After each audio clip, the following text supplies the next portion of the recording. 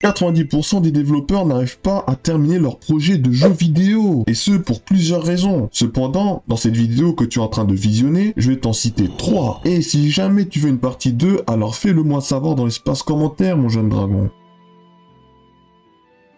Cette raison concerne uniquement les développeurs de jeux vidéo débutants, voire un peu intermédiaires, je m'explique. Si je me prends en exemple, quand j'étais débutant, créer un simple shooter 2D m'a pris environ un an. Un an, j'ai dit. Donc imagine si je m'étais lancé dans la création d'un jeu multijoueur comme GTA V.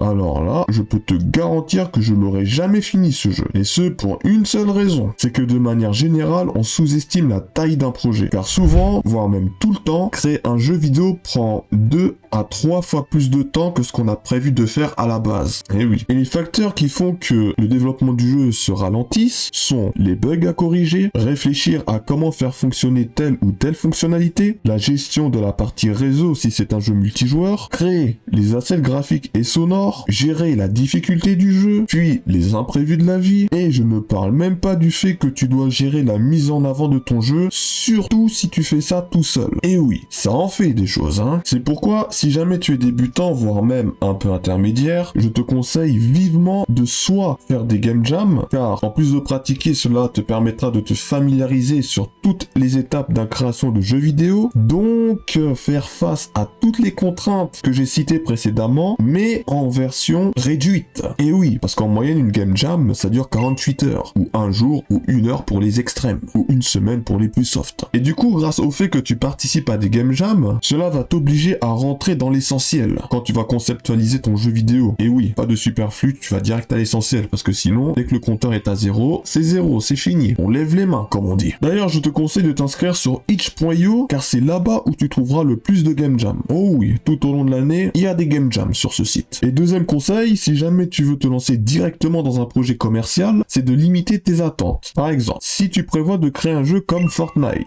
bah, tu fais comme Fortnite, mais sans le côté multijoueur. Et oui, comme ça, au moins, le temps, il est beaucoup plus réduit, le projet de jeu, il est moins gros, et c'est un peu plus gérable au niveau du code, surtout au niveau du code. L'idée avec ce conseil, c'est de ne pas passer 2-3 ans de ta vie dans un projet de jeu vidéo dont tu n'es même pas sûr si cela va marcher, sauf si tu as déjà de l'expérience dans le domaine, ou alors que tu as déjà une stratégie bien en tête, claire et nette et précise. Donc là, dans ces deux cas de figure-là, bah, tu peux te lancer dans un futur GTA V, etc., etc. Ouf, le manque de compétences, c'est vraiment quelque chose qui touche tout le monde. Et personnellement, j'ai recensé 2 problèmes majeurs. La première, c'est le créateur qui sait tout faire. Coder, dessiner, faire des musiques et j'en passe. Bon, pour cette personne, il n'a pas vraiment de problème de manque de compétences. Mais en revanche, pour lui, le processus lui prendra beaucoup plus de temps pour finaliser son jeu vidéo. Et oui, tu te doutes bien que faire les dessins, faire la musique, faire le codage, tout ça, conceptualiser le jeu, bah tout ça, ça prend beaucoup de temps à le faire. Donc ça lui prendra beaucoup de temps. Sauf si cette personne crée un jeu de taille modérée ou un jeu réduite, c'est-à-dire un jeu casual. Donc là, ça lui prendra peut-être beaucoup moins de temps que ça. Et on a le deuxième type de créateur qui, lui, bon, je pense que tu l'auras deviné, n'a pas toutes les compétences.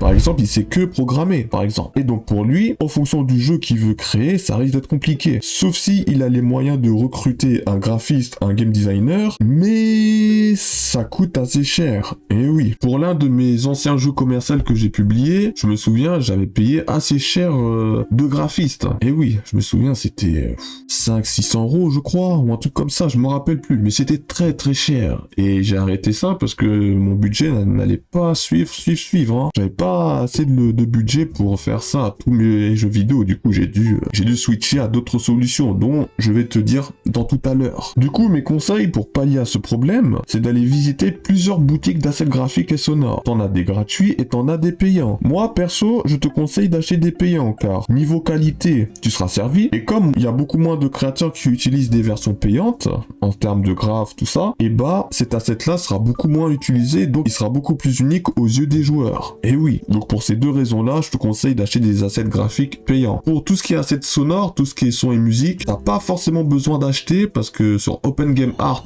t'en as des gratuits et de bonne qualité, je trouve. Mais si jamais tu veux aller plus loin, tu peux payer des packs d'assets sonores. C'est un niveau un peu plus au-dessus, tu vois. Donc je te conseille. Et si jamais t'es le genre de personne qui n'a pas les moyens de te procurer des assets graphiques payantes, même sonores, alors le seul conseil que je peux te donner, bah trouve-toi un petit job, mon petit dragon. Et oui, moi perso, c'est ce que je fais. C'est comme ça que j'arrive à financer mes jeux vidéo, à financer un peu ma chaîne YouTube, etc., etc. Et oui, en bref, trouve-toi une solution pour avoir un petit revenu, histoire de développer tes futurs jeux vidéo. Et deuxième conseil, pour ceux qui veulent vraiment que leurs assets soient uniques de chez unique, bah c'est de devenir un créateur de jeux vidéo complet. Et si ce n'est pas le cas, bah tu dois te former. Donc soit tu achètes des formations, ou soit tu regardes des vidéos tutos sur YouTube. Et puis tu pratiques jusqu'à atteindre le niveau que tu veux. Et oui. Ou alors, bah tu payes des prestataires, mais comme j'ai dit précédemment, ça coûte très cher. Donc à moins d'avoir le porte-monnaie qui peut supporter ça, voilà. Après, il doit sûrement exister d'autres conseils pour pallier à ce genre de problème, mais personnellement, c'est ces deux-là qui me viennent en tête.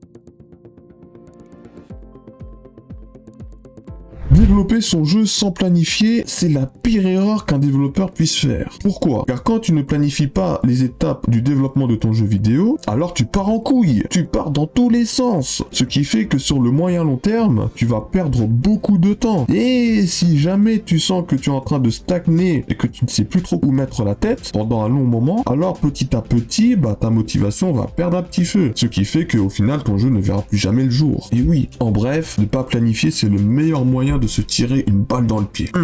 Pas cool ça. Et pour pallier à ce problème, voici quelques astuces qui marchent. Pour commencer, tu te fixes une date butoir. Par exemple, tu te dis que ton jeu va sortir dans un mois. Ensuite, à l'intérieur de ton GDD, pour ceux qui ne savent pas, c'est un document PDF ou sur papier où tu mets toutes les informations que ton jeu va disposer. On appelle ça un Game Design Document. Donc, je disais, à l'intérieur de celle-ci, tu vas décomposer les tâches à faire. Et chaque tâche que tu dois faire, tu lui mets une deadline. Par exemple, je vais coder et ajouter dans ma scène du jeu une boutique qui va spawn après le game over. Dans ce cas, je vais mettre une deadline de 1 semaine pour coder et ajouter la boutique dans mon jeu, tout simplement. Et je fais pareil pour toutes les autres tâches qu'il y aura dans le jeu, dans mon jeu vidéo, tout simplement. Et le but avec cette planification, c'est de respecter les dates limites le plus parfaitement possible. Bien entendu, si jamais tu as du retard, alors ce n'est pas grave, t'as qu'à juste le repousser à quelques semaines supplémentaires. Mais l'idée derrière, c'est de toujours garder le cap et de voir que jour après jour, tu avances, que tu coches des cases et que tu dis, ok, ça c'est fait, et ça c'est fait. Que tu avances, quoi. Bon, après, on se comprend, n'abuse pas trop du bail, hein. Ne reporte pas non plus les tâches à faire sans fin, sinon c'est un peu comme si tu procrastinais. Et ça, bah, c'est encore pire. C'est comme si tu faisais ça pour rien. Du coup, l'idée, c'est vraiment de faire ça sérieusement pour que tu puisses avancer et sortir ton jeu à terme. C'est maintenant l'heure de la conclusion. Bon, petite vidéo pour te montrer les choses à éviter et les choses à privilégier pour augmenter les chances de terminer ton projet de jeu vidéo. Bon, après, il doit sûrement avoir d'autres conseils, mais j'ai voulu partager selon mon expérience. Voilà. Bon, sur ce, si la vidéo t'a plu, n'hésite pas à lâcher ton plus gros like, à t'abonner à ma chaîne pour ne rien rater de mes futures vidéos. Sur ce, je te dis, prends soin de toi et... outro.